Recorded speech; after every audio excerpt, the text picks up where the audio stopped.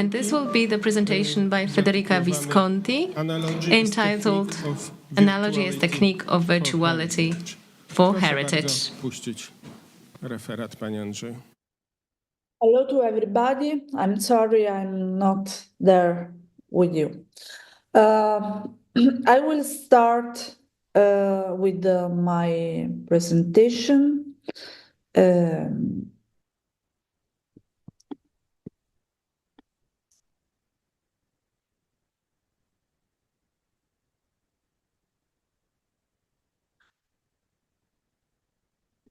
And it is quite a provocatory speech because I would like to say that analogy is a technique of virtuality for heritage, but in general for architecture.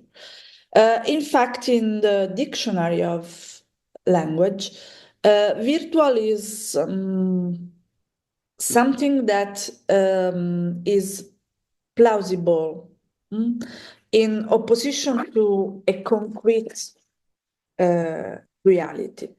And I think analogy in some way works in the same way of some technological tools because it works extracting materials from a repository and combining this material to produce project. What is different is that the repository in this case is not a machine, but is our mind. Well, I will start with a consideration on the current state of architecture, using Moneo on one side that affirmed that architecture should be imitation of itself and of its long history, and Pigafetta that underlined that today we are in a moment of crisis because architecture is always imitation, but imitation of something out of architecture, and in this sense, vulgar. On the right side of the screen, you see a skyscraper in Shanghai that is called by everybody bottle opener. Because it seems not an architecture able to recall other architectures, but a design object enlarged and in this way unable to produce places to be inhabited. So 3 words plus 1. The 3 words are quotation, variation, reference. The other one obviously is in the end analogy. Quotation in the dictionary is insertion of someone else's word into a speech or writing. Very interesting is the extensive meaning that exactly for architecture and figurative arts talk about explicit or allusive reference to forms and details contained in famous work. So on one side you can see a very famous quotation of Palazzo Farnese by Michelangelo, made by Aldo Rossi in his Schützenstrasse district in Berlin. And on the other side, a more allusive, not explicit quotation by Mies van der Rohe when he reproduced the elements of the ancient temples in his temple of culture that is the Neue Nationalgalerie in Berlin. Variation is the change, the modification, the mutation, and the extensive meaning in this case is in the musical field and can be defined as the modification of the harmonic, rhythmic, timbric aspect of a theme, which, however, is always recognizable. As happened when Aldo Rossi developed a project for a library in the periphery of Milan in 1989, recalling the project by Boulez, but it is also demonstrated by the collage by Francesco Venezia, titled What Architecture Is, when he moved the gallery by Miss van der Rohe from Berlin to Paestum in the Temple Valley, adding a variation of the ancient temple near the Greek temples. Reference is the establishment of a relationship, of a relation of relevance between two or more elements, and it is what I can concretely assume as an element of orientation, as an element of measurement of my architectural design. I don't know if in a conscious or in an unconscious way, but I'm sure that when Alvar Aalto designed the small house on the lake in Murazzallo, he had in his mind the ancient houses of the Greek Colinto or of Pompeii, as I think the sequence of the three maps in some way demonstrate. So in the end, analogy is a more difficult word from the Greek that talk about relationship of similarity, but that recall other similarities. Is what Aldo Rossi demonstrate in the introduction by the book Architecture Essay on Art by Boulez,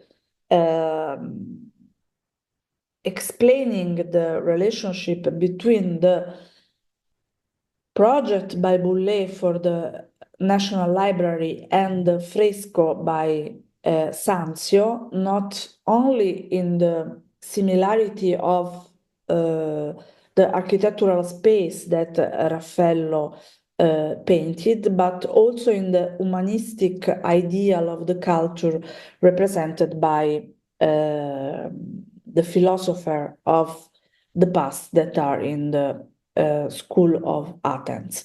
But so I would like to propose you a definition of analogy of a scientist of standard that talk about the our capability, our mind capability to establish relationship between two mental structure.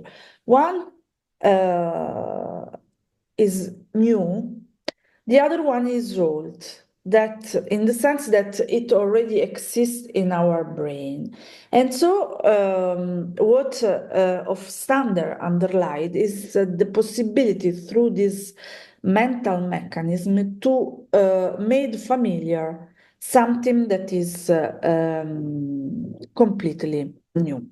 I would like to demonstrate my affirmation through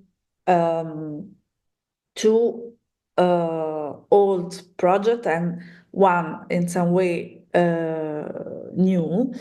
The first one is a didactic project on my Pompeii, and it was the exercise proposed to the students to produce analogous insulae, starting from the real insula of the tragic poet in Pompeii, using a reference. Here you can recognize probably the Three Courtyard House by Miss van der Rohe, to produce new theoretical in some way insulae for an ideal contemporary city. The second one is a competition project on another archaeological contest that is the Villa by Adriano in Tivoli. And this is the archaeological site. We had to work on the buffer zone. It's a very complex project, but I would like only to show two parts of the project that are the rural villa for the olive cultivation and the part of the hotels.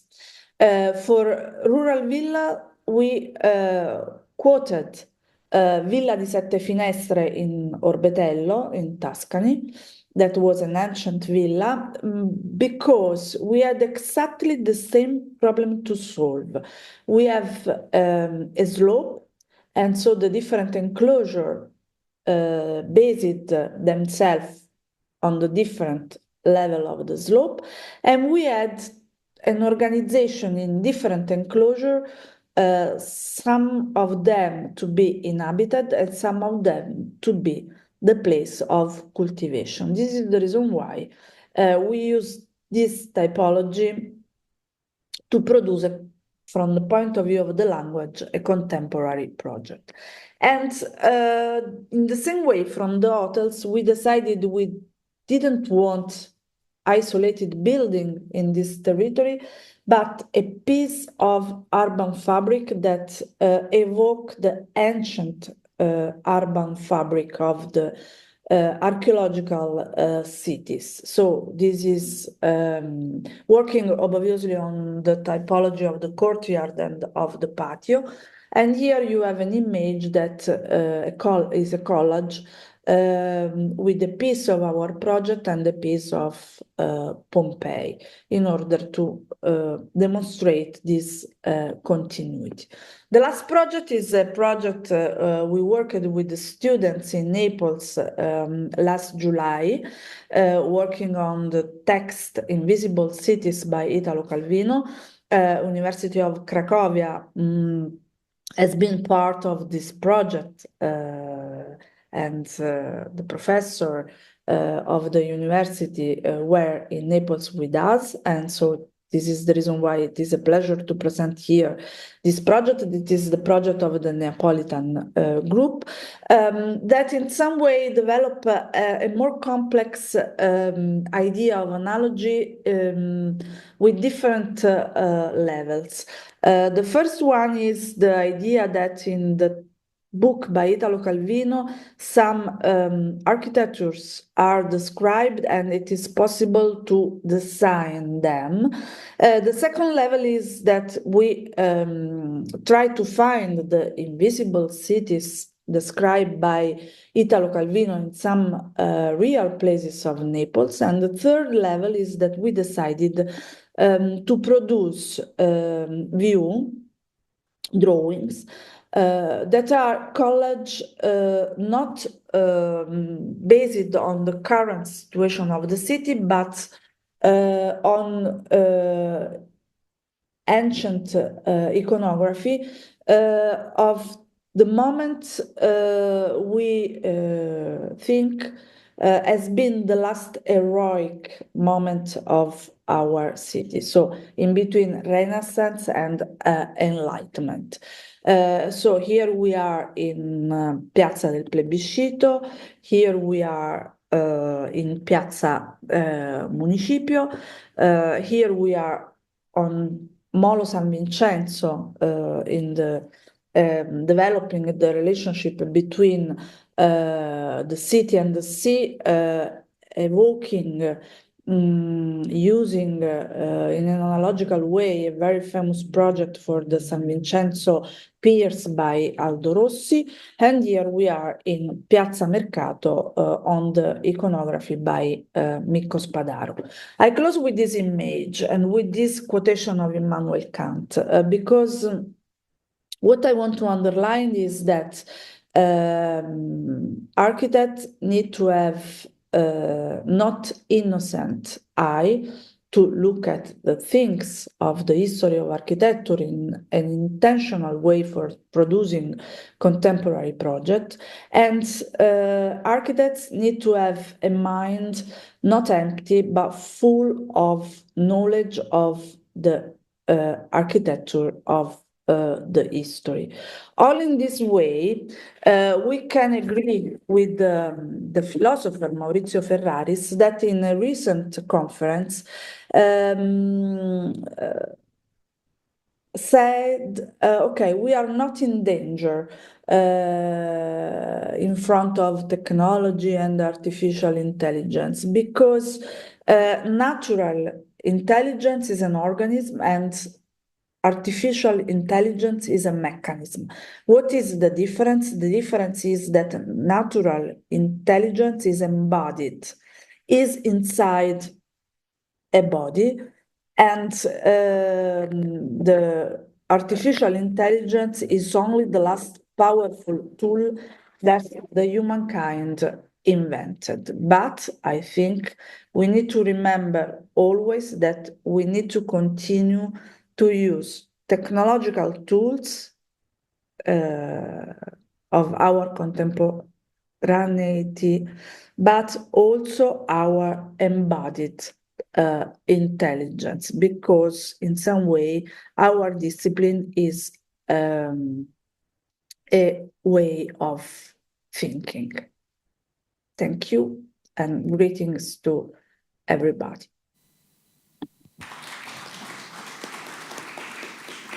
Bardzo dziękujemy, pani Thank you profesor. very much, Professor.